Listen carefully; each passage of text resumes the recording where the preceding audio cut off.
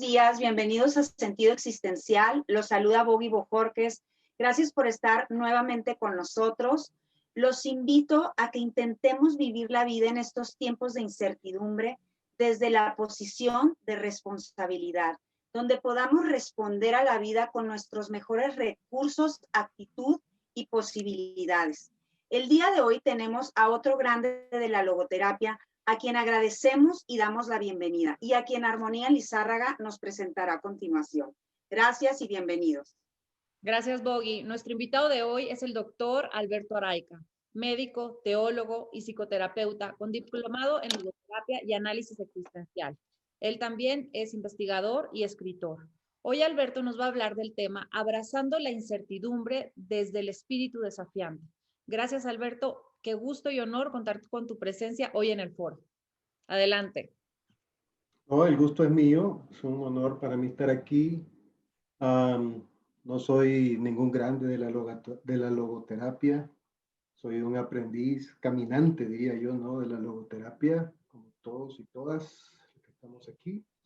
Y juntos podemos encontrar una perspectiva más amplia, más colectiva, más de interdependencia entre todo lo que hacemos, desde las experiencias individuales.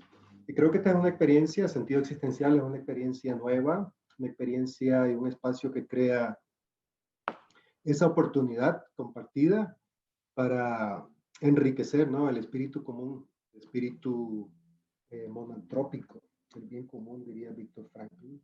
Entonces es un placer para mí estar aquí por primera vez, donde han pasado, sí, otros grandes de la logoterapia, de los cuales yo soy admirador y seguidor, como Kiwi, el maestro Kiwi, la doctora Clara, y otros más que me han inspirado, ¿no?, para entrar en este camino. Quiero dedicar unos 30 o 40 minutos máximo para hacer una presentación, compartir lo que quiero exponer con ustedes, poner sobre la mesa esta mañana, y luego dejar un espacio para la conversación, para las reacciones, para las preguntas, ¿no? El tema que he querido traerles, le he llamado abrazando la incertidumbre del espíritu desafiante. Antes de empezar, quisiera manifestar o dar una palabra de solidaridad con las víctimas del huracán o de los huracanes que han estado afectando la región de Centroamérica, de la isla de San Andrés, Providencia, Costa Rica, la costa atlántica de Nicaragua, donde hay más de 60,000 personas damnificadas y en albergues, la costa atlántica de Honduras, donde hay otros 70,000, El Salvador.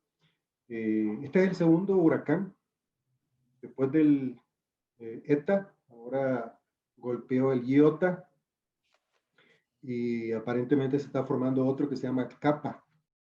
Así que yo creo que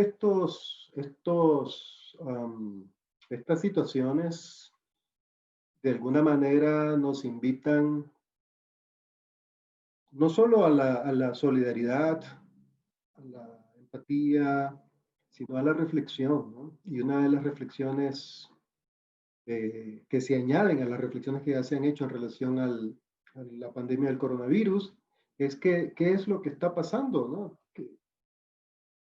¿Qué está provocando estas situaciones tan caóticas, este mundo y este escenario de incertidumbres y este escenario impredecible, ¿no? Y una de las cosas que el COVID-19 ha provocado claramente es que ha quemado las estructuras del puente que nos sostiene. ¿Y a cuál puente me refiero? Me refiero al modelo de ser humanidad, ¿no? El modelo de humanidad, los pilares del modelo de humanidad han colapsado, han colapsado. Y cuando hablo de los pilares me refiero a los valores del modelo de humanidad, me refiero a la educación, a la ética, a la forma de pensar a la forma de leer la realidad, a la manera de interpretar lo que vivimos, a la manera de vincularnos con el otro. Hemos sido educados desde la fragmentación, hemos sido educados desde lo lineal, hemos sido educados desde lo que se puede determinar. Lo que se puede determinar, cuantificar, medir y evaluar es lo real, ¿no? Y esta forma de pensar también ha creado valores del modelo de humanidad globalizado. El individualismo, el libre mercado, la competencia, la propiedad privada, la fragmentación. Entonces, está el modelo, los pilares del puente que ha sostenido este modelo de ser humanidad son pilares cimentados en la separación. Nos sentimos separados, ¿no? Y entonces, esto es lo que hemos llamado la nueva, o se ha llamado, ¿no?, la nueva normalidad. Todos hablamos de la nueva normalidad. Sin embargo, la normalidad de los pueblos, la normalidad de la gran mayoría de ciudadanos en Latinoamérica ha sido una suma de normalidades que nos ha expuesto a lo que Franklin llamaba la tríada trágica, ¿no? La muerte, el sufrimiento, la culpa, el dolor.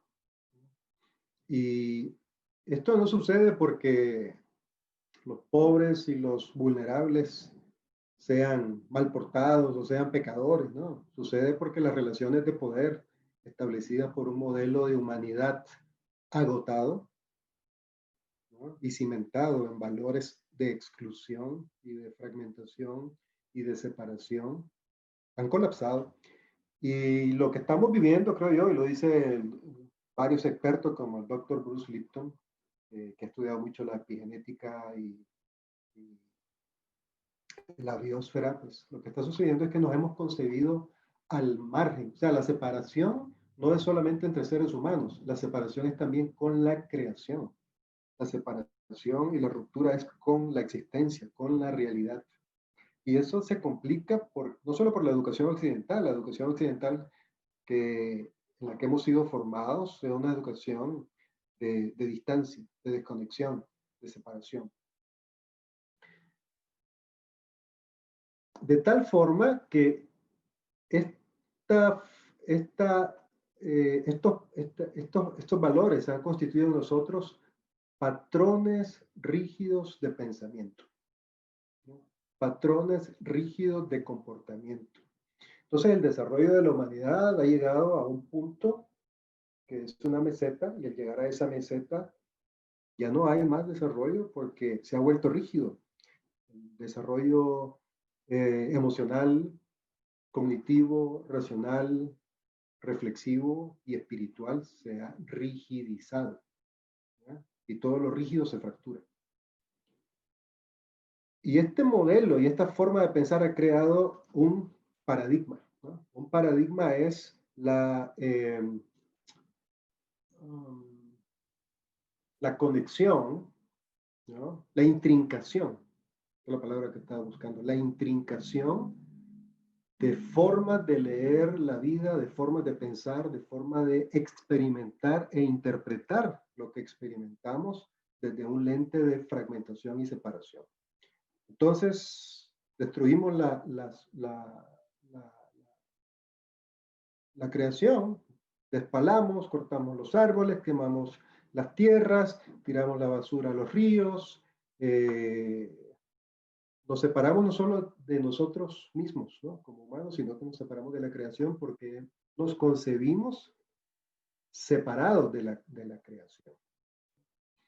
Y dice San Pablo en una de sus cartas que la creación gime con dolores de parto, ¿no? O sea que la creación también está esperando a ser salvada de alguna forma, a ser restaurada. Y creo que esta situación que vivimos no es más que la creación y la realidad reconfigurándose, ¿no?, por sí misma, ¿no?, diciéndonos Bueno, Alberto, bueno, Bogi, bueno, Moni, yo me voy a purificar, no dejen de hacer, ¿no? Yo creo que ese enseñoramiento que hemos tenido, ¿no? De la existencia, de la realidad, de la creación, eh, nos está haciendo pagar hoy los estamos cosechando lo que hemos sembrado. Y la pandemia del coronavirus ha cuestionado todas nuestras formas de pensar, ha cuestionado nuestras creencias, nuestros valores, los fundamentos del sistema eh, han colapsado, ¿no? Se ha evidenciado los grandes gaps, dicen en inglés, ¿no? Los grandes vacíos, las grandes brechas entre ricos y pobres. No todos tienen acceso a servicios de salud, no todos tienen acceso a educación. Ahora se suma el estigma y la discriminación como una segunda pandemia, ¿no? Un vacío de sentido, una frustración existencial, un punto cero existencial. Hay una recesión emocional, una recesión de valores, una recesión de significados, una ruptura de los vínculos, ¿no? Yo creo que esto es importante ponerlo sobre la mesa porque creo que si no hay una conciencia diferente, ¿no? Para poder leer lo que estamos viviendo, no va a ser resuelto. Y Einstein lo dijo hace ya muchos años, ¿no? Ningún problema, ningún problema puede ser resuelto en el mismo nivel de conciencia en el que se creó. Ninguno. Y ¿cuál es el nivel de conciencia en el que se creó? Perdón, lo que estamos viviendo. La separación, la fragmentación, el concebirnos al margen de la existencia, el prójimo, ¿no? El concebirnos como un sistema separado, ¿no?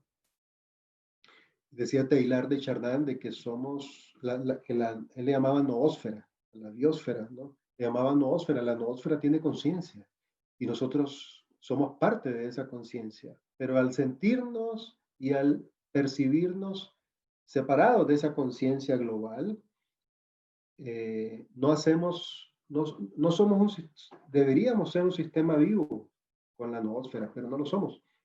De tal forma que reparar los vínculos rotos requiere de un nivel diferente de conciencia, y un nivel diferente de conciencia requiere también de un nuevo paradigma, requiere de un nuevo paradigma. ¿Y cuál es el nivel en el que se creó este problema? Entonces, la separación, ¿no? La separación, ya lo dijo, bueno, mucha gente, entre ellos David Bohm, uno de los físicos cuánticos, que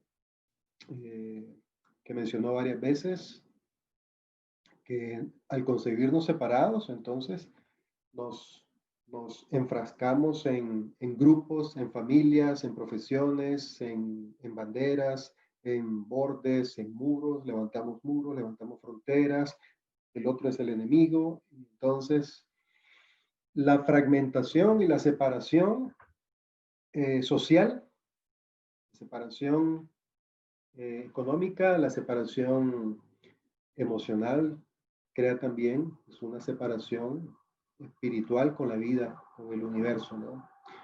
Ese es el nivel en el que se crea este problema.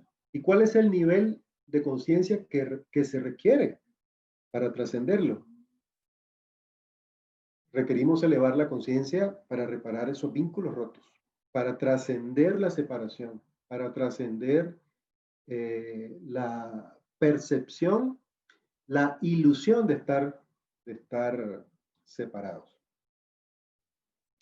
Y la autotrascendencia, uno de los valores espirituales, una de las herramientas espirituales, ¿no? De la dimensión no ética que propone la logoterapia, es uno los puentes fundamentales que nos vinculan con la vida, con la existencia, con lo trascendente, con lo inmanente, desde otra perspectiva.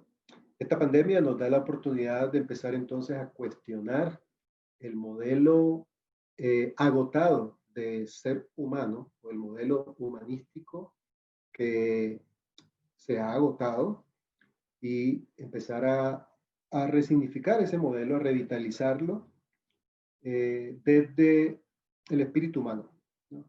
Desde el espíritu humano. Y yo me pregunto, y les pregunto, ¿es posible afirmar la vida en medio de esta situación? ¿Es posible afirmar la vida, como decía Frankl, como han repetido ahora muchos que le siguen? ¿Es posible afirmar la vida en medio del caos? Yo creo que sí, claro que sí. La vida, como ha dicho Alfred Langley, no es suficiente, perdón, no es ideal, pero sí es suficiente para afirmar la vida. La vida no es ideal, pero sí siempre va a ser suficiente para afirmar la vida, ¿no? Pero afirmar la vida significa ¿qué cosa? Afirmar la vida. ¿Cuál vida? ¿Y cómo la afirmo? ¿No? Yo creo que la vida se puede afirmar sí y solo si desprogramamos y cuestionamos la rigidez del pensamiento en el que hemos sido formados. Si nos vinculamos desde el miedo, desde la necesidad de protección, desde lo lineal, desde lo cuantificable, ¿no? Desde mi propio bien, no es difícil desprogramar esa rigidez del pensamiento, y es difícil trascender la separación. ¿Es posible afirmar la vida si nos decidimos a cuestionar esa forma rígida de pensar? Es posible si aprendemos a leer la realidad con nuevos lentes, si resignificamos lo que yo soy y lo que yo soy con el otro y el otro conmigo, ¿no? Como dice Kiwi, ¿no? En África se dice Ubuntu, creo. Yo soy contigo, ¿no? Yo soy contigo. Yo no soy sin el otro, ¿no? El otro es conmigo. Si nos intencionamos a reparar los vínculos rotos y si nos comprometemos con el bien común, de lo que Frankl llamaba la monantropía o el espíritu monantrópico, creo que es posible afirmar la vida. Pero ¿por dónde debería empezar esta afirmación? ¿Por dónde debería empezar esta reconfiguración del paradigma? Yo creo que es importante hacer notar que para los antiguos filósofos, los presocráticos, Heráclito, Hexágoras, Parménides, la palabra caos no era una palabra de desorden como la entendemos ahora, ¿no? El caos era la armonía de aquello que no se podía encasillar. La armonía de aquello que no se podía encasillar. Luego el caos con el pensamiento occidental, la parrilla socrática, empezaron a ubicar, ¿no? Estas cosas que no se podían clasificar y se clasificaron, ¿no? Si esta era una mancha en relación con esta otra mancha y las dos estaban danzando una con la otra, entonces esta mancha se ubica como la mancha AC y esta A1 y esta la B2, ¿no? Entonces, de ahí surge toda esa idea de que hay que escudriñar el desorden para ordenarlo y sacar una verdad única y absoluta. El caos viene a ser una oportunidad de aprendizaje porque al final todos los sistemas, y nosotros somos un sistema, como individuos somos un sistema abierto a la vida, abierto a la realidad, y la vida misma es un sistema más grande que nos contiene. Todos los sistemas vivos crean vida y se autogeneran, se renuevan desde el desorden. O sea, la vida necesita ser sacudida cuando llega a un punto de rigidez y de estancamiento y de inercia y entrar en lo que la termodinámica ya viviendo una entropía existencial. La entropía es la transformación de la energía. O sea, la energía no puede estar estática. La energía tiene que estar en movimiento, tiene que entrar en una transformación constante y permanente. Y cuando llega a un punto de inercia, se sacude, se convulsiona, ¿no? El modelo humano y la vida y la existencia está en una entropía existencial que aparentemente es un caos y es un desorden, pero ese desorden tiene de manera subyacente, donde no lo vemos, un orden en formación. O sea, en lo invisible, dentro de lo invisible del desorden, hay un nuevo orden que se va gestando, hay un nuevo orden que va naciendo. Y todos los sistemas, y el ser humano es un sistema abierto, cumple con esa ley, ¿no? Con esa ley de la entropía, y se autogenera, se autorrenueva y forma nuevos órdenes al final a partir del desorden. Uno de los, o del aparente desorden, ¿no? Uno de los premios Nobel de física tiene una frase famosa que dice que somos islotes de orden dentro de un mar de desorden en incremento, ¿no? Somos islas, hay islas en la realidad y hay islas de orden dentro de un mar de un desorden en incremento, ¿no? Y en eso estamos. El COVID-19 creo que nos da la oportunidad de empezar a cambiar esa forma de ver la incertidumbre, la manera de ver el caos y la manera de ver la realidad desde tres perspectivas, ¿no? Primero, desde la realidad. ¿Qué es la realidad ahora, ¿no? Segundo, ¿quién soy yo frente a esa realidad? Si esta es la realidad, ¿quién soy yo frente a esta realidad? Esta realidad que tiene una cara y una trascendente y que tiene una dimensión inmanente, aquí y ahora, aquí y ahora en mi situación vital. El Sitzen-Leben le llamaban los alemanes, los teólogos alemanes. Y tercero, encontrar un propósito. ¿Para qué estoy aquí? ¿No? ¿Quién soy yo y para qué estoy aquí? ¿No? ¿Qué es la realidad? ¿Quién soy yo frente a esa realidad y para qué estoy yo aquí? ¿No? ¿Cuál es mi propósito? Hasta ahora lo que he dicho es que hay dos paradigmas en transición. Un paradigma de pensamiento y de comportamiento mecanicista, ¿no? En el cual hemos sido educados. Y este paradigma de educación mecanicista es una educación determinista, donde si tenemos la información adecuada y la metemos en una ecuación, ya sabemos cuál va a ser el resultado. Esa es la física newtoniana, ¿no? Todo el pensamiento y la educación occidental está basada en la física de Newton, en lo predecible, en lo ordenado, en lo cuantificado, en aquello que se puede separar, ¿eh? Luego viene Descartes y entonces Descartes separa el espíritu de la materia. Entonces la fragmentación se profundiza.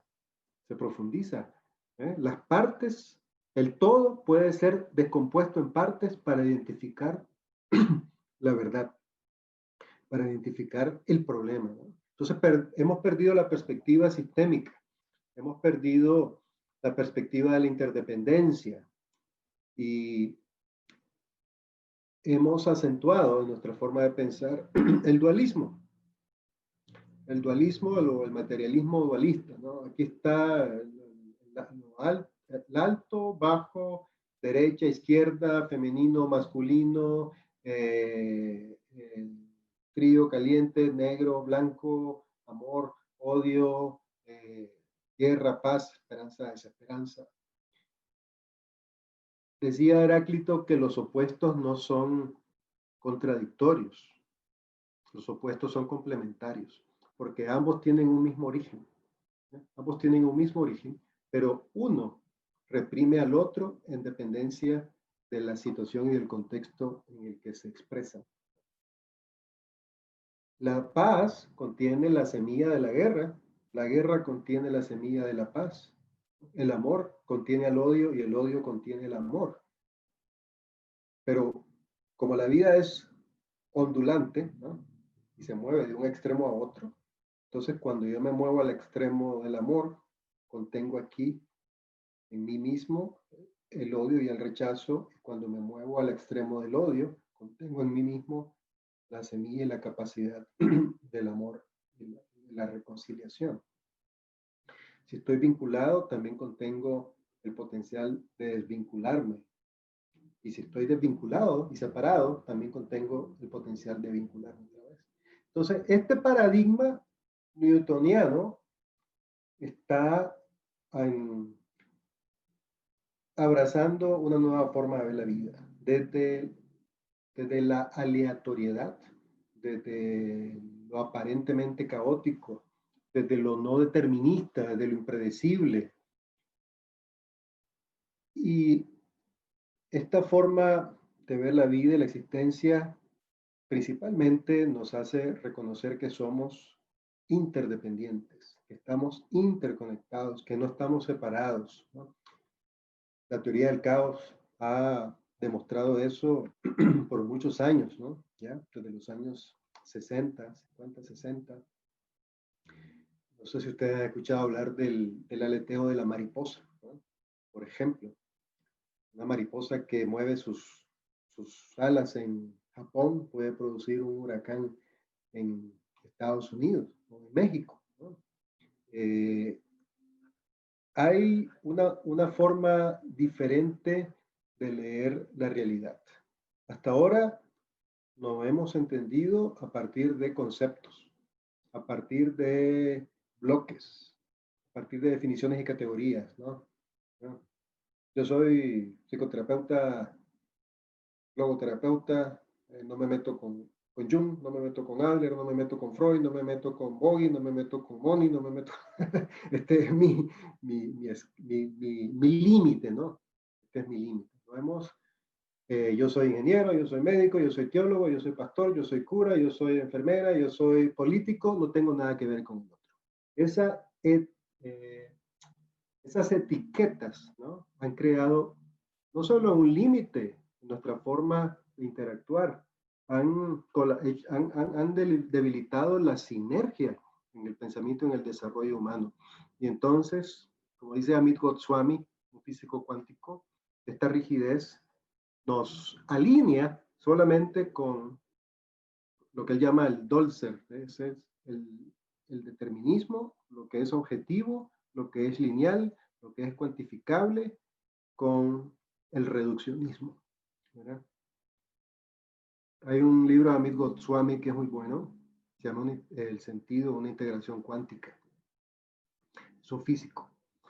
Y dice Friedhof Capra, otro físico austríaco, que el problema del ser humano es uno. El ser humano tiene un solo problema, la humanidad tiene un solo problema, que es la conciencia fragmentada. La conciencia fragmentada es la manera de ver la vida de manera fragmentada. Si yo me salvo, pues no importa que los demás no se salven, ¿no? Si yo estudio, no importa que los demás no estudien. Si yo tengo trabajo, no importa que los demás tengan trabajo. Yo soy del pueblo escogido, los demás son los demonios, ¿no? Yo soy de este partido, los otros son los malos. Yo soy inteligente y por eso tengo y acumulo dinero, los otros no estudiaron, entonces que se lo lleve el huracán.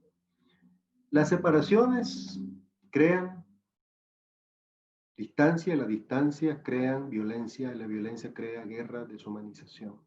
Entonces, lo que vivimos, creo yo, debajo de todo esto que está sucediendo es una neurosis colectiva.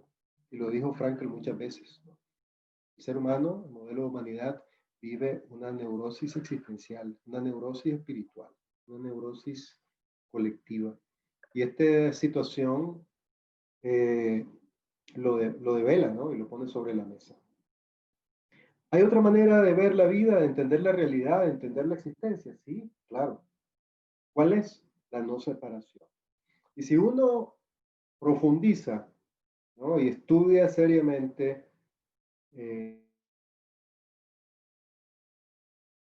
ahora, uno se va a dar cuenta que realmente, como dice Carlo Rovelli, físico italiano, somos un sistema abierto que solamente nos definimos pues, como ser humanos. Mi identidad como Alberto solamente se define a partir de la interacción que yo tengo con otro. ¿Eh? Yo no soy Alberto aislado, metido en una incubadora, ¿no? Soy Alberto en interacción con el otro. ¿Eh? Soy Alberto en diálogo con la vida, en diálogo con el otro, ¿no? Aquí mismo estamos teniendo un diálogo.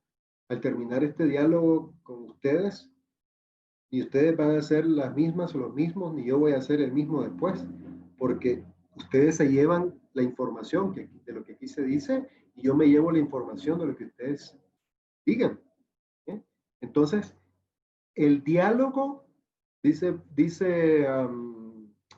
David Bohm, es la interconexión de sentidos a través de la palabra. Diálogo tiene está formado por dos palabras en griego, ¿no? Dia, a través de, y logos, que es sentido, ¿eh? O palabra.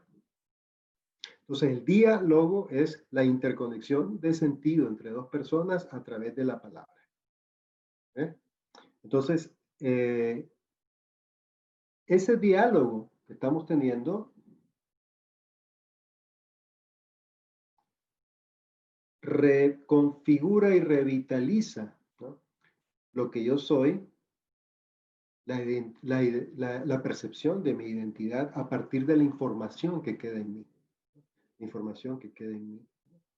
Y no solo es información de palabras, también es información de emociones, también es información de la energía que se despliega.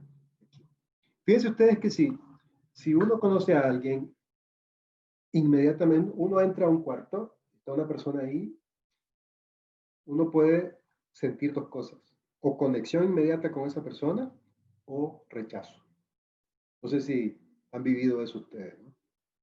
¿Qué es lo que pasa? Lo que pasa es que cuando estas dos personas están en la misma resonancia, están en la misma vibración, están vibrando en sintonía, ¿no? Entonces hay conexión, ¿no? Uno conoce a una persona y de pronto hace clic.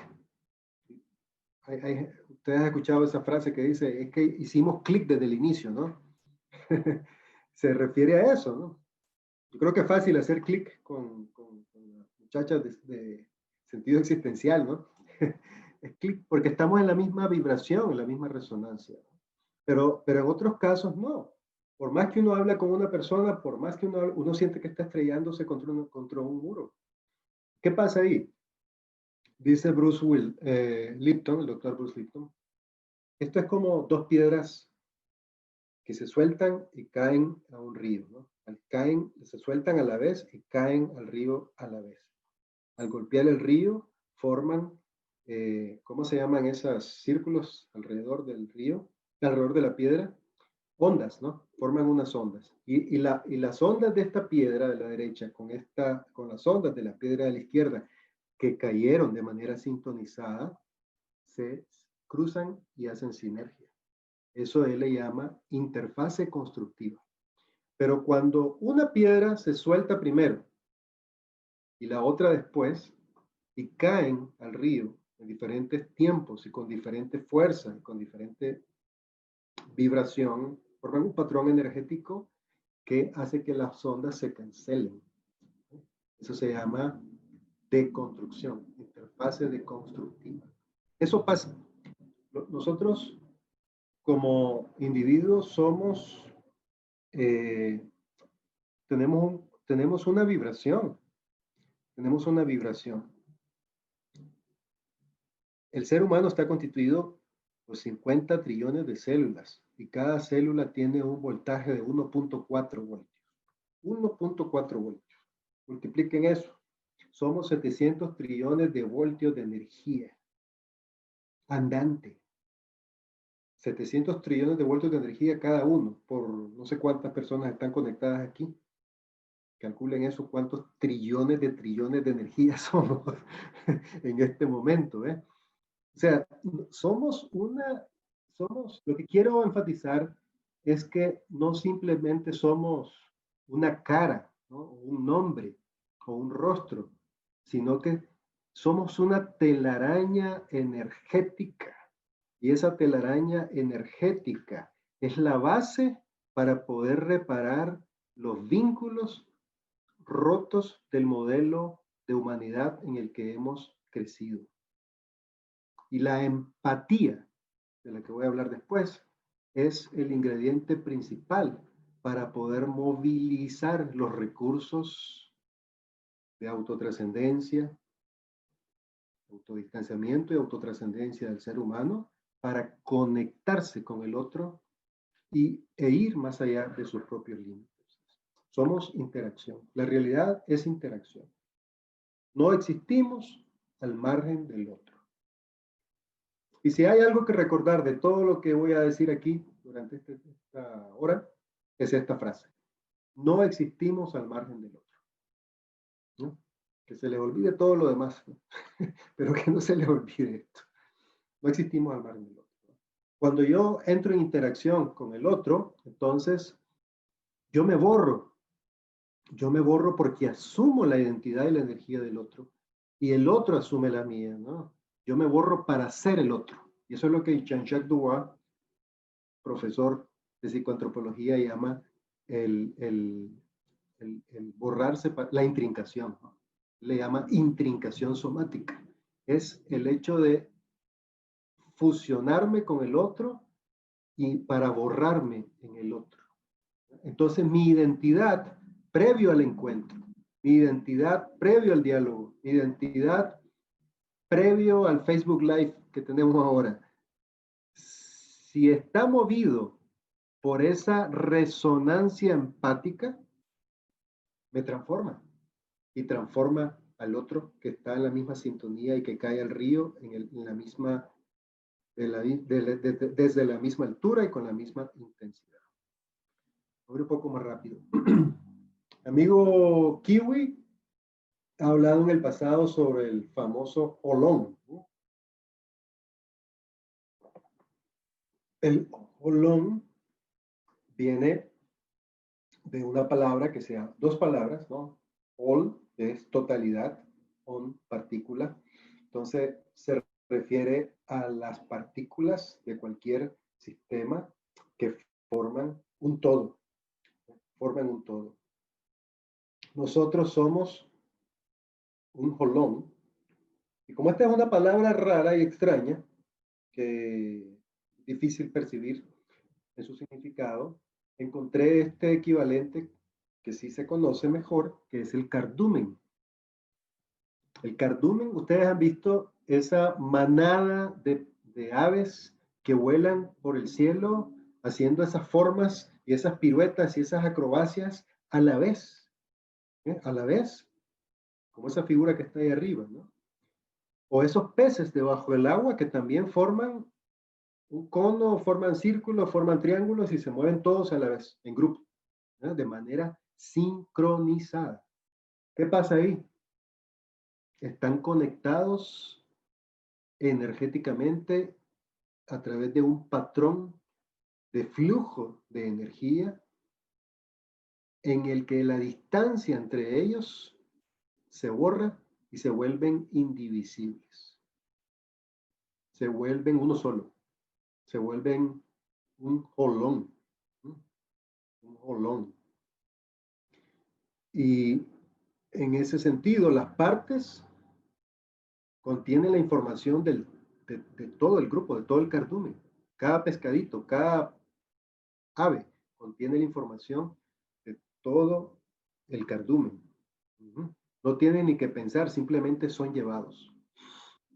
Y hay una frase muy bonita del Tao que dice, los pájaros no vuelan, son volados. Los peces no nadan, son nadados. El ser humano no vive, es llevado por la ola de la vida. Pero queremos salir del cardumen, queremos desconectarnos del grupo, queremos desconectarnos porque nuestro pensamiento de rigidez y de ser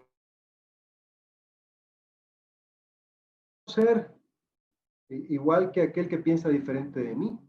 Yo no puedo compartir un espacio y una mesa con aquel que, qué sé yo, que es budista, que es ateo, que aquel que es demócrata, republicano, aquel que está a favor o en contra de fulano y de sutano, ¿no?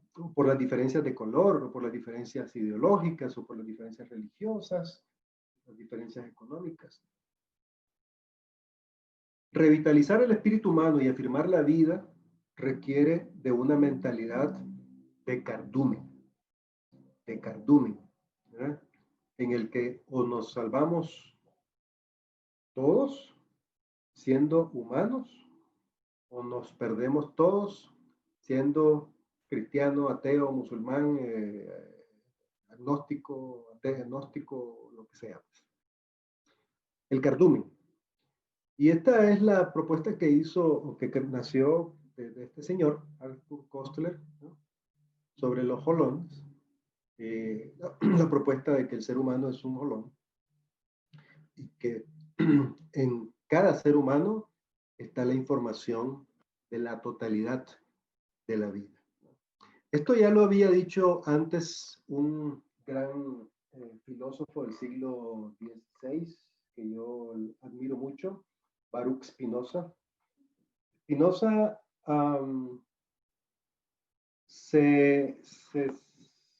fue excomulgado, ¿no? Fue excomulgado por la comunidad judía de Ámsterdam.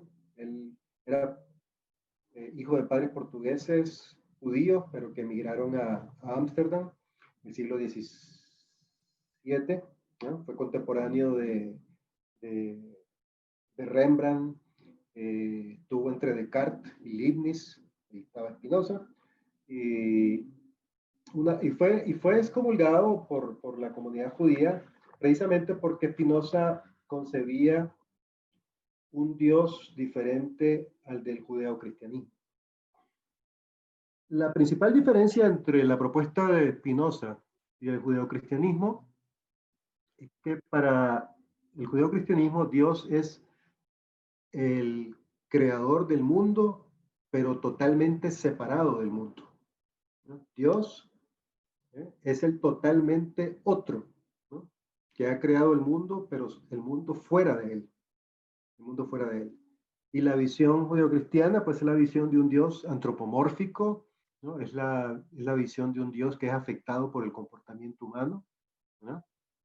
Es la visión de un Dios, de un ser humano que está fuera de Dios. La visión de Spinoza es diferente.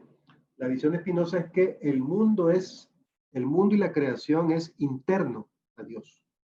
Dios es como un campo creador energético, un campo creador de inteligencia, de amor, de poder, que nos contiene, ¿no? Que nos contiene.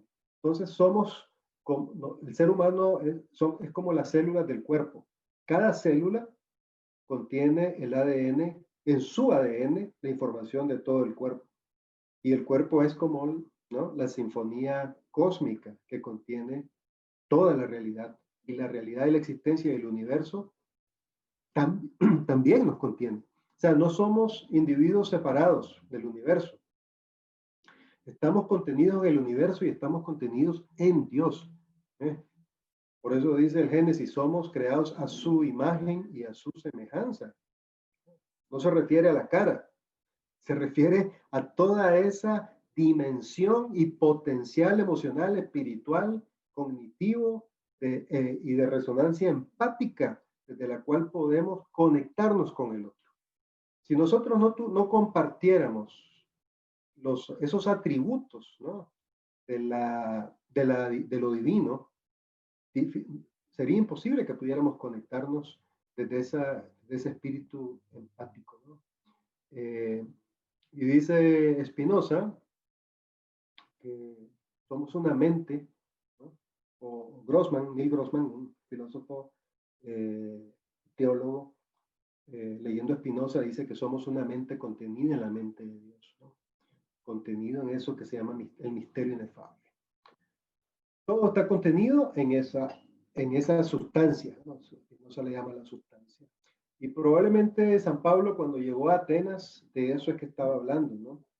Cuando encontró aquel altar que decía al Dios no conocido, Pablo dijo, de este Dios es el que vengo a hablarles, porque en él somos, nos movemos y existimos.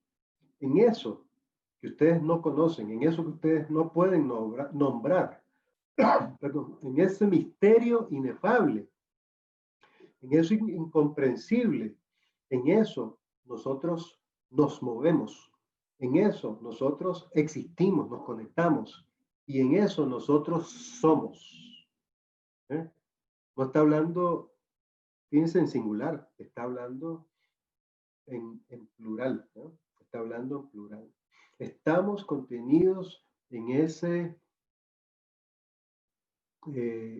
Dios, ¿no? En ese campo, en esa inteligencia divina superior, en ese vínculo.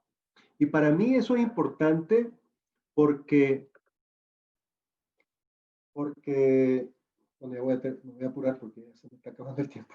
Para mí eso es importante porque yo creo que el sentido es el vínculo, lo que nos ha sido dado, ¿no? Y así lo dice el doctor Pachola. El sentido es lo que nos ha sido dado. Y lo que nos ha sido dado, lo que nos hace humanos, es esa identidad vinculante que tenemos con lo trascendente. Y ese vínculo, esa identidad vinculante con lo trascendente, que nos ha sido asignado, tenemos la tarea de encarnarlo,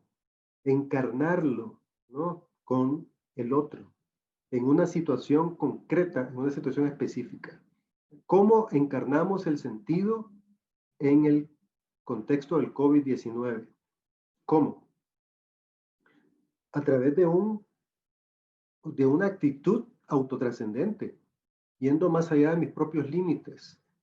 Y eso requiere entonces de 3 cosas: empatía, diálogo, compromiso. A estar, como diría Heidegger, abocados, ¿no? Abiertos hacia el otro, abiertos hacia la vida. Y lo dice también Frankl, ¿no? En su antropología frankliana, ¿no? Somos seres humanos dialógicos. Estamos dialécticamente abiertos y conectados con la existencia, con una situación concreta. Y en esta situación concreta hay algo que se nos demanda. Hay algo que se nos pide. La vida nos pide ser humanos en este momento, ¿ya? Y solamente podemos ser humanos poniéndonos en el dolor del otro. Ese es el empatos, ¿no? En el patos, en la sensibilidad, en el dolor del otro. Y establecer un vínculo dialógico de ir y venir, del yo-tú del que habla Buber, ¿no? De interconexión, de interdependencia, vinculante. Eso eventualmente crea un compromiso por el bien común, crea una responsabilidad compartida y estimula, genera, ¿no? Despierta el espíritu humano adormecido por la rigidez del pensamiento occidental. Quiero rápidamente compartir con ustedes. Este es un estudio que hice hace unos 6 meses, ya en tiempos del COVID.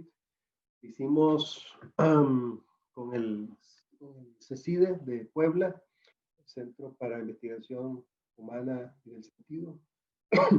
Son 100 entrevistas. Básicamente la idea era, hay 9 países aquí, la idea era poder identificar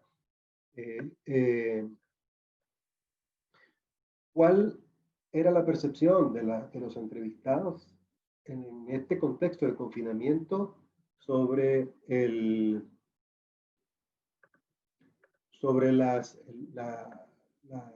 el sentido de la vida, sobre los valores y sobre la manera de expresar la espiritualidad. Y algunas cosas que quiero resaltar. En la mitad de los entrevistados, el 55%, dijeron que esta era una oportunidad para despertar nuestra espiritualidad. Cuando pregunté sobre la manera en que ha expresado su capacidad de ir más allá, entendiendo que ir más allá requiere de autotrascendencia como un recurso, una herramienta espiritual para expresar. Entonces, el 68% hablaron de apoyo económico y donaciones. Y hay muchos ejemplos de esto, ¿no? Tengo casos redactados de gente, por ejemplo, en Perú, que dejaban una canasta con comida ahí en el porche de la casa para que pasara, que estaba sin trabajo o necesitado, pues lo agarrara, donaciones a distancia, comunicación a través de los medios virtuales. Otras acciones que se han identificado en el nivel individual, sostenidas por valores y actitudes. Fíjense que la principal es la resiliencia, la capacidad de enfrentar la adversidad. La resiliencia, creo yo que es la expresión del espíritu desafiante, del espíritu resistente, ¿no? La capacidad de poder ir creando no solo anticuerpos ante una situación adversa, sino también de poder ir encontrando significados nuevos, a lo que se vive, ¿no? A lo que se vive. Hay ejemplos de eso también a nivel familiar. ¿Qué acciones están sostenidas por valores y actitudes éticas en este contexto de confinamiento? El 75% habló de la empatía, ponerse en los zapatos del otro, el amor, la comunicación, el diálogo, la cooperación. Pero también otras acciones fueron mencionadas que son interesantes, ¿no? Apoyar las tareas de la casa, rutinas creativas nuevas como bailar, pintar, cantar, ver películas, etc. Pero la empatía es de las principales. ¿Qué otras acciones en el nivel social? La solidaridad, un 83%. La empatía volvió a salir y la resiliencia. Fíjense que solidaridad, empatía, resiliencia, compromiso, bien común, es la mitad más de la mitad de las respuestas, ¿no? ¿Cuál es la principal consecuencia, ¿no?, que esto va a provocar, o exigencia que esto va a provocar de nosotros como seres humanos? La solidaridad, la protección, la empatía. Es importante esto porque lo que denota es que hay un potencial intrínseco en el ser humano, ético, hay una conciencia ética, hay un vínculo empático de amor, de solidaridad y compromiso de bien común que ha estado dormido, y que estas situaciones inesperadas e impredecibles está dándonos la oportunidad para poder expresar y mostrar el espíritu, despertar y expresar el espíritu desafiante. 5 cosas, con estas quiero terminar para dar chance a los comentarios y preguntas. Algunas pautas que yo veo, que propongo sobre la mesa como para continuar el diálogo en otros 5 Facebook Live. Podemos hablar de cada uno. Empezar a despertar el espíritu desafiante del ser humano. 1, debemos cuestionar la programación del modelo humanidad fragmentada. Si no cuestionamos los patrones rígidos, si no cuestionamos el lente a través del cual vemos la vida, es difícil. Hay que cuestionar la programación, la rigidez y los patrones de pensamiento con el que hemos aprendido a separarnos unos de otros. Segundo, creo que es importante una propuesta de educación monantrópica para trascender la ilusión de que estamos separados. La educación es fundamental, y el monantropismo debe empezar a crearse desde las escuelas primarias, ¿no?, en el kindergarten, de manera creativa. Tercero, debemos orientarnos, aún en este contexto de confinamiento, a reparar vínculos dialógicamente, resilientemente, a pesar de la distancia, a fomentar el bien común, porque estamos interconectados, ¿no? Orientarnos a encarnar el sentido más allá de nuestras fronteras. Si uno sale a caminar, uno puede identificar cosas muy pequeñas en las cuales puede encarnar el sentido, reparando y construyendo vínculos, estimulando vínculos a través del diálogo, a través de la empatía, a través de las palabras, intencionando puentes empáticos de corresponsabilidad y de bien común. Yo estoy promoviendo ahora esto que he llamado la red de resonancia empática. Yo creo que si todos individualmente podemos fomentar, ¿no?, esta actitud empática hacia el que sufre, hacia el necesitado, hacia el que perdió su casa por el huracán, hacia el que vive una situación de estigmatización y discriminación porque tuvo COVID, el que ha perdido su trabajo. Si podemos intencionar puentes empáticos más allá de la separación, más allá de la fragmentación, podemos empezar a vibrar con una nueva resonancia empática que al final nos puede salvar, ¿no?, como humanidad. La autotrascendencia empática es el puente que nos salva aún en medio del caos. Esta es la oportunidad que tenemos y esta es la palabra dialógica que con el corazón y desde mi experiencia pues he querido compartir con ustedes no para que me crean, sino para crear curiosidad y motivarles a que puedan validar por ustedes mismos y mismas el espíritu empático a pesar de las condiciones que vivimos. ¿Es posible afirmar la vida? Sí, es posible afirmar la vida a pesar de todo y con todo. Los retazos de nuestros dolores, los retazos de nuestra identidad, los retazos de nuestras carencias, es posible conectarlos y revitalizar, ¿no?, el fuego del amor en actitud empática. Así que el tiempo les queda a ustedes para que reaccionen. Muchas gracias. Pues muchas gracias a ti, Alberto. Y qué importante es tomar conciencia de cómo nos afecta todo esto de la fragmentación, qué importante es vivirnos como seres interdependientes, porque somos seres con los otros, somos seres que crecemos con los otros, que trascendemos, es comprometernos con el bien común y con el bien propio primero que nada y luego con el bien común y esta parte de la educación monantrópica, ¿no? De hacer todo esto, no, de no quedarnos para nosotros, sino siempre dar más allá, dar al mundo, porque esa es la única forma como podemos cambiar nuestro mundo y el de los demás, ¿no? Entonces te agradecemos muchísimo que estés aquí. No, un placer. Yo creo que agarraste la idea central de todo lo que dije. Lo resumiste muy bien.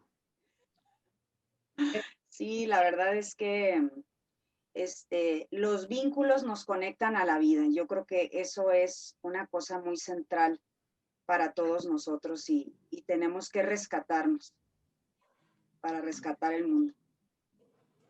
Sí es, sí es.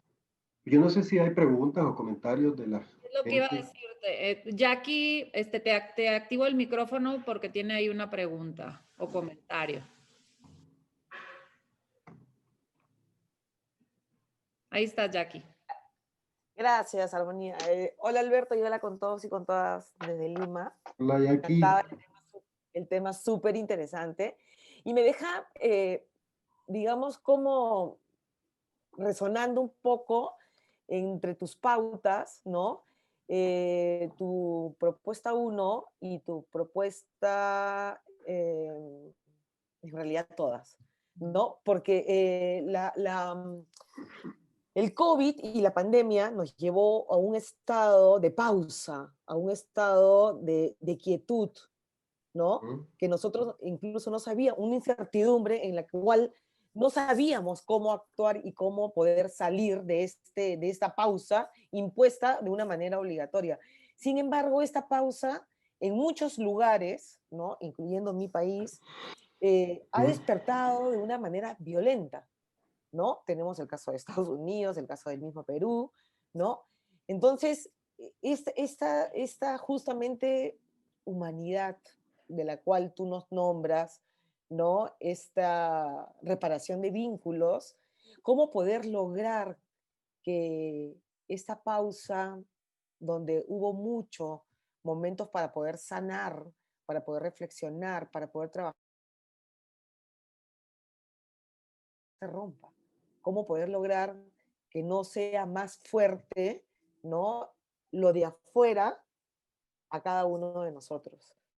Espero haber sido clara con mi pregunta. Gracias. Sí, yo creo que, gracias Jackie, yo creo que esa pregunta es muy importante porque es fundamental, básicamente, fundamental. Creo que el trabajo tiene que empezar en pequeño, tiene que empezar en la reconexión del vínculo principal, que es el vínculo con uno mismo. Yo no puedo irme a vincular con nadie y a dialogar con otros si no he dialogado conmigo mismo.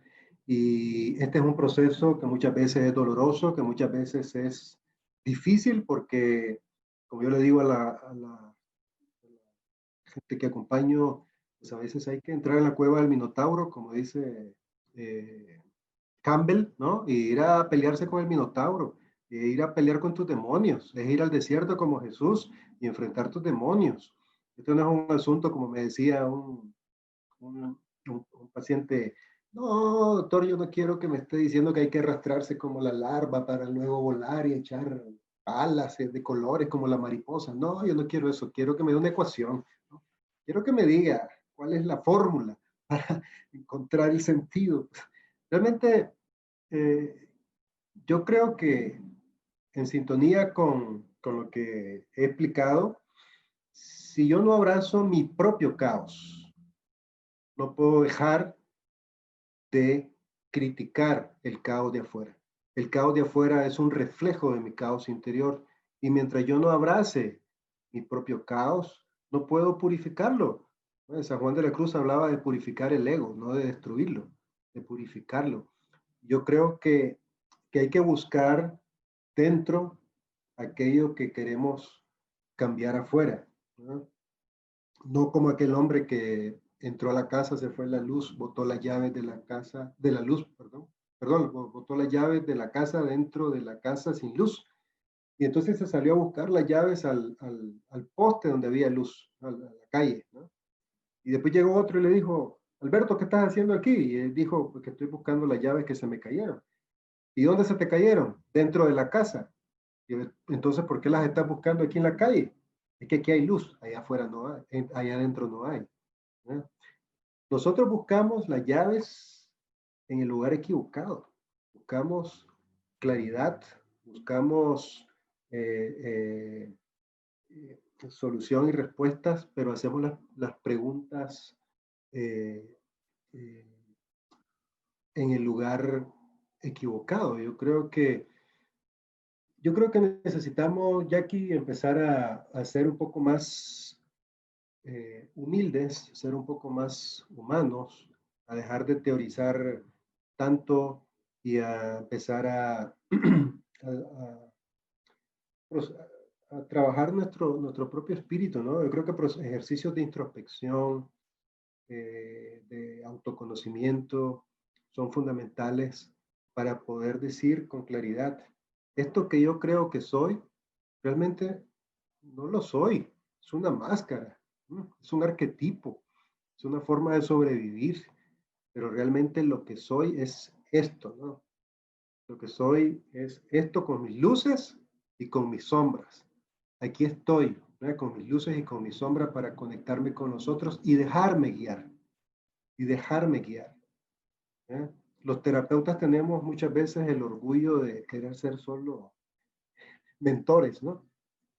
Pero también un paciente te puede guiar, ¿no? Alguien que no sabe nada de esto y que está en la calle te puede guiar, puede ser tu mentor. Y, pero para eso creo que hay que tener los sentidos abiertos. ¿Dónde están los mentores en el camino, no? Como el hijo pródigo que sale de la casa del padre, pide su herencia, entra en un camino y ahí encuentra mentores, encuentra ayudadores, encuentra amigos y va tocando, cuestionando, reconfigurando sus sentimientos, sus emociones y su forma de leer la vida. De la reconfiguración del espíritu humano y del sentido es fundamentalmente una reconfiguración emocional. Si no cambiamos la emocionalidad de lo que somos, podemos comprender cognitivamente lo que estamos diciendo, pero la emocionalidad, el cambio de emocionalidad es lo que produce los cambios de paradigma. Al menos así lo plantea Maturana, ¿no? Humberto Maturana. Gracias, no sé si contesté tu... Sí. Le activo el micrófono a Clarita. Clara. Ahí estás. Estoy. Buenas tardes, muchas gracias Entidad Existencial, muchas gracias Alberto por esa excelente reflexión y sobre todo abierta a esa integración de la logoterapia con otras perspectivas. Eso me gusta mucho, eso me llama la atención. Estaba yo pensando y reflexionando sobre que a veces en logoterapia se hace indirectamente, en psicoterapia especialmente, énfasis en el autodistanciamiento, pero a veces se pierde la apropiación de la autotrascendencia. A veces en psicoterapia se enfatiza mucho en autodistanciarse, darse cuenta o la autoconciencia, pero a veces se deja de lado y por los recursos espirituales siempre están uno al lado del otro, la autotrascendencia, en cómo se vive, cómo se viven valores, esa autotrascendencia. Entonces la pregunta sería, a partir de esa propuesta, Alberto, que tú propones de integrar ese espíritu monantrópico en la educación, ¿cuáles serían esos tres pilares o los ejes fundamentales para poder, desde la escuela o desde la educación, transmitir desde la raíz, desde la crianza incluso, esos pilares monantrópicos y ese sentido de integración para reducir esa fragmentación que incluso culturalmente está presente? Entonces, muchas gracias por tu conferencia, muchas gracias Sentido Existencial por este espacio tan interesante. Muchas gracias. Bueno, tu pregunta no es tan fácil de contestar, ¿no? Pero sí es indispensable responder, ¿no? Es inevitable responder. Yo creo que los niños requieren seguir siendo niños toda la vida, porque ser niños es ser creativos. Necesitamos de un espíritu que resuene con la genuinidad del juego, ¿verdad? Yo creo que la educación monantrópica debe promover el juego y lo lúdico como un factor clave de la creatividad y de la autoaceptación, del autodistanciamiento, ¿no? Por ejemplo, hay una historia de Frankl que contó hace poco, bueno, yo no contó hace poco, yo la vi hace poco en una entrevista, pero él le cuenta que cuando estaba en una de las barracas, salieron luego a trabajar, y ellos tenían que cavar búnkers, unos búnkers, ¿no? Y entonces, estando debajo de la tierra, cavando, él, en ese cuarto oscuro y frío, él se imaginó de que estaba en un aula de clases en la Universidad de Viena, ¿no? Y que estaba dictando una charla sobre la resiliencia en el campo de concentración. Entonces, él empezó a ver a los alumnos, empezó a ver el pizarrón, empezó a imaginarse escribiendo y empezó a imaginarse hablando de lo que estaba hablando. Y años después, cuando salió del campo de concentración, contó eso mismo, dando una clase a alumnos en Estados Unidos con un pizarrón. Hay una foto famosa de él donde está escribiendo en un pizarrón. Y él ahí en esa entrevista dice que eso mismo él lo imaginó en el búnker, años atrás. Ese es el autodistanciamiento, dice él. Entonces, el autodistanciamiento requiere imaginación, requiere creatividad, requiere ser loco, ¿no? Yo creo que entre los locos y los santos, decía Nietzsche, entre la locura y la santidad hay un límite muy frágil, ¿no? Yo creo que sí. La psicoterapia a veces se vuelve muy seria, ¿no? La psicoterapia se vuelve muy rígida porque se ha medicalizado. Y yo como médico tengo esa experiencia, ¿no? Hemos biologizado el vínculo con los pacientes. Hablamos de pacientes, hablamos de clientes, hablamos no, de todo ese lenguaje antimonantrópico, ¿no? Responde a una educación que ha castrado la creatividad y la innovación del espíritu humano. Ese sería el primer pilar. Fomentar, eso requiere, la creatividad y la innovación requiere el segundo pilar, la libertad para que yo ser quien quiero ser, ¿no? ¿Por qué yo tengo que imitar a otro? ¿Por qué yo me voy para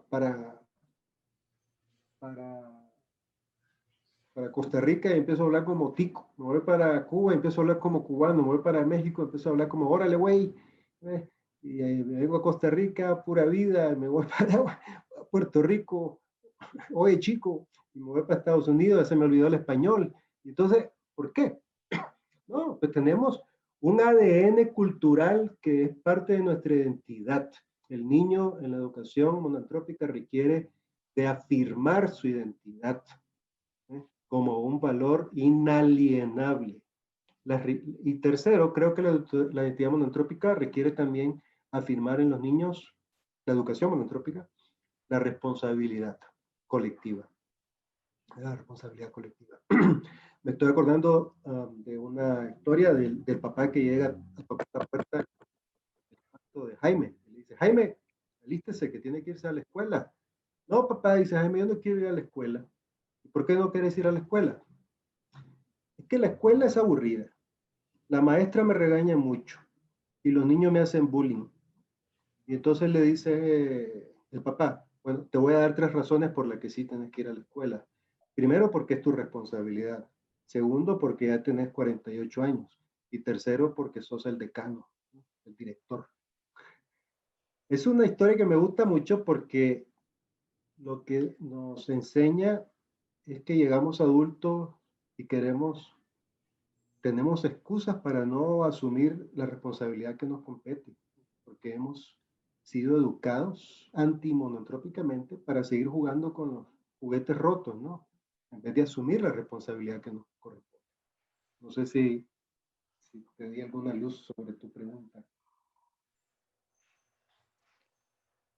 También aquí hay una pregunta más, dice, para estar bien para el mundo, necesito estar bien yo. ¿Cómo tener un equilibrio entre mi yo y el mundo para no perderme en ninguno de los dos? Yo creo que el equilibrio es la muerte. La física cuántica dice que el punto cero es la inercia total, la muerte, ¿no? Yo creo que, y la Biblia lo dice también, pues, como no eres ni frío ni caliente, te vomitaré. O sea, el cero en la termodinámica es la muerte, el equilibrio. Por eso es que todos los sistemas están constantemente en metamorfosis, están en entropía, ¿no? El ser humano es un ser de entropía emocional, de entropía empática, de entropía existencial. Y yo creo que de lo que se trata no es de encontrar un equilibrio, de lo que se trata es de agregarle valor a la vida y que la vida me agregue valor aunque pierda el equilibrio. La pérdida del equilibrio puede ser el punto inicial de un equilibrio mayor del sentido. Yo creo de que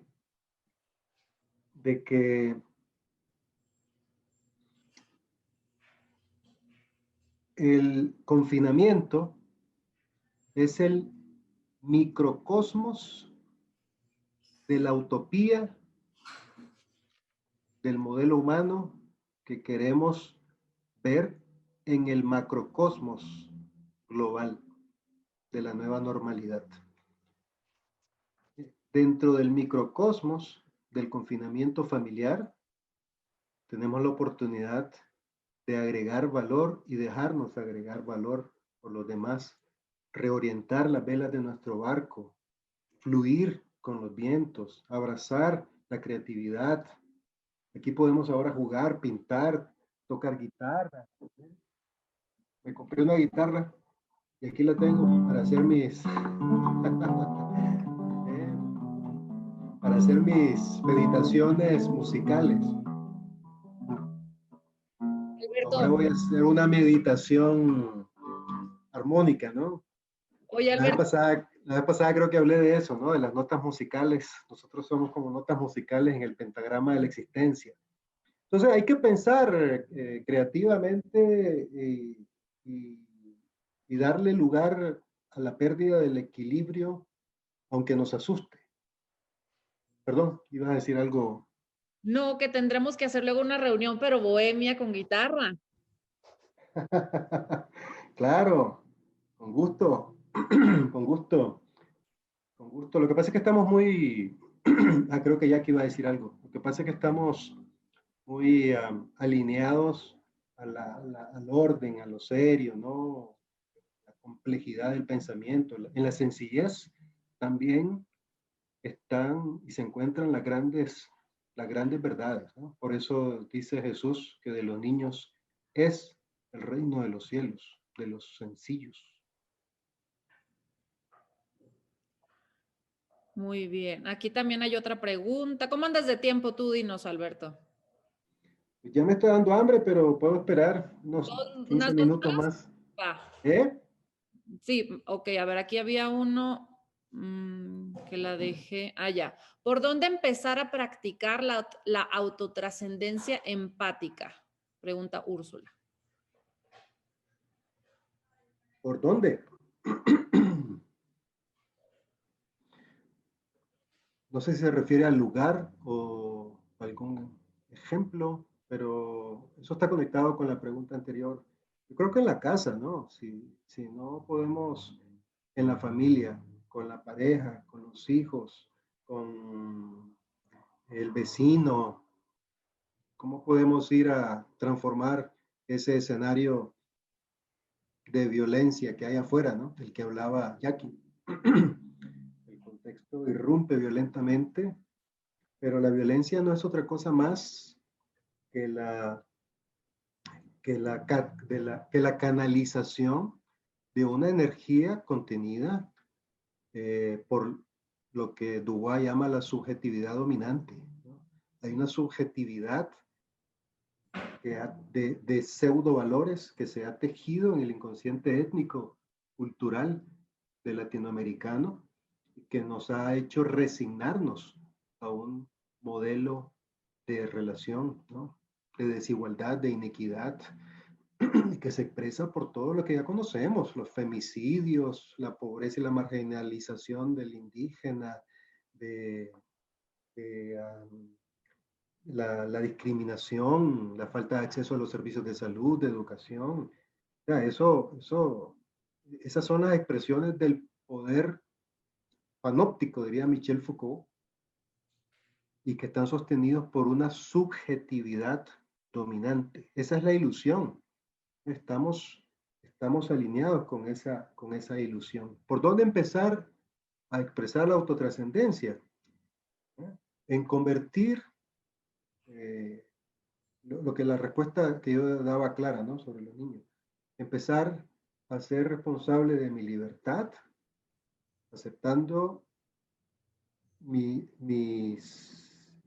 lado de luz y mi lado oscuro para poder amar al que tengo a la par a pesar de eso. Pues. No tengo que ser perfecto. Dice Jung, no me interesa ser perfecto, me interesa estar despierto, de ser un hombre completo. Y de eso se trata, de ser completos es estar despiertos. Ser despiertos es ser genuinos. Y ser genuinos es con ser autotrascendente. Gracias. Boggy, no sé si has visto tú alguna que se me haya perdido arriba, alguna pregunta. No, Entonces, estaba escuchando. sí, si alguien tiene alguna otra pregunta, aproveche, va a ser la última, así que, a ver. Hay muchos comentarios de muchísimas gracias. Todos se unen a la red de resonancia empática. Eres un Dice Nancy Alberto, usted es un ejemplo de sencillez. Aplauden la idea bohemia, así que buena idea. Claro, podemos hacer, yo no sé quién más toca algo ahí, tal vez alguien toca los tambores, las maracas, la marimba. Cantamos. Cantamos, podemos hacer una sinfonía de sentido. Así es, Claro. tú nada más avisa cuando vengas a México. Claro, claro, próximo año, sin falta. Pues yo Ahí creo llegaremos. que en Perú tocan las cucharitas, dice Jackie. ¿Qué cosas son las cucharitas? Sí, no sé. Las de comer. Cucharitas de comer. No sé qué son las cucharitas. Pero bueno, parece que ya no tenemos ninguna otra pregunta. Alberto, en verdad no nos queda más que agradecerte de nuevo. Yo me quedo con esta parte de cómo esta invitación a la flexibilidad de nuestros pensamientos y acciones, de encarnar el sentido con la actitud de autotrascendencia y por supuesto esta parte que no se me va a olvidar, no existimos al margen del otro. Muchísimas gracias de verdad. No sé si quieras cerrar, da la información de tu taller de diciembre. Gracias, sí es cierto. Quiero agradecerte también por compartir tus conocimientos, tu experiencia, porque resulta muy fácil escucharte para poder tomar y para poder aprender de todo esto que nos has compartido. Así es que muchísimas gracias por haber compartido con nosotros. No, gracias, Boggy, por la invitación. Para mí es un privilegio. Como dije al inicio, pues no soy ningún, como dijeron, gurú o algo así, de los grandes, ¿no? Un grande de la logoterapia. No, sencillamente pues estoy en este camino, igual que todos ustedes, y tratando de ser alguien más que despierta, ¿no? Que despierta. Creo que ahí está la clave, ¿no? Despertar de la ilusión, de dejar de ver el dedo y ver que apunta a la luna, decía Buda, ¿no? Dejar de ver el dedo que apunta a la luna, ver lo esencial. Ahí es donde podemos encontrarnos en lo esencial. Todo lo demás es colateral, ¿no? Pero si nos encontramos empáticamente, nos encontramos en el corazón. Yo creo que la logoterapia y la psicoterapia centrada en el sentido de la vida es una causa. Y las causas, a diferencia de las profesiones, nacen en el corazón. Las profesiones nacen en la mente, pero las causas nacen en el corazón. O sea, ahí es donde podemos encontrarnos. Así que muchísimas gracias por haber confiado en mí, por haber dedicado su tiempo. Dinos del taller, dicen. El taller, sí pueden entrar a la página de Facebook de Araica Psicoterapia. Ahí estoy promocionando un taller que se llama exactamente así, pues afirmando la vida despiertos, a pesar del COVID-19. Va a ser 4 sábados en el mes de diciembre, 2 horas cada sábado. Y pues será un placer profundizar en todos estos temas. Realmente 1 hora es apenas el tip of the iceberg, dicen en inglés, ¿no? La punta del iceberg para hablar de todo esto, pero debajo pues hay tantas cosas que compartir y tantas experiencias que quisiera escuchar de ustedes. Y si quieren participar, pues entran a la página, se registran. Con mucho gusto, será un honor. Sí, Araica Psicoterapia en Facebook. Pueden mandar una invitación, con mucho gusto. Creo que sea la única, ¿no? Instagram. En Instagram. Bueno, pues sí, Instagram también, sí, Instagram, sí. Pues las que ustedes ya conocen. Si no, pues a través de Sentido Existencial o Faros de Sentido me contactan también. Quien tenga duda y no lo encuentra, nos pueden escribir y les mandamos ahí sus datos. Claro que sí. Muchísimas gracias y bendiciones para todas. Gracias a Buen todos. día.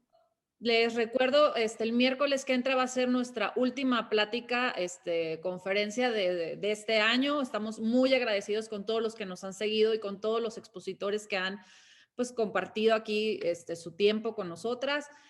Cerraremos la semana que entra con Alejandro de Barbieri, así que los invitamos, estén misma hora, mismo canal, síganos en Instagram, Facebook, ahí mandaremos toda la información. Besos a todos, nos vemos la semana que entra. Abrazos.